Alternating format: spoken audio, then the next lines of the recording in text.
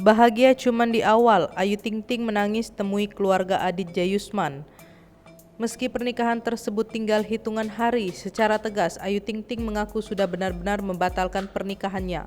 Bahkan tak hanya keinginannya semata, Ayu Ting Ting menemui keluarga Adit Jayusman dengan ditemani ayah dan ibunya. Hal itu tampak diungkap oleh pihak WO yang berencana akan mengurus pernikahan Ayu Ting Ting dan Adit Jayusman.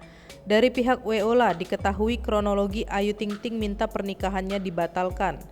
Tak menampik, pihak WO yang diwakili Lukman Karim membenarkan bahwa Ayu dan Adit batal menikah. Pembatalan pernikahan tersebut disampaikan sendiri oleh Ayu Ting Ting. Menemui Lukman, Ayu lantas mencurahkan isi hatinya terkait pembatalan pernikahannya dengan Adit Jayusman.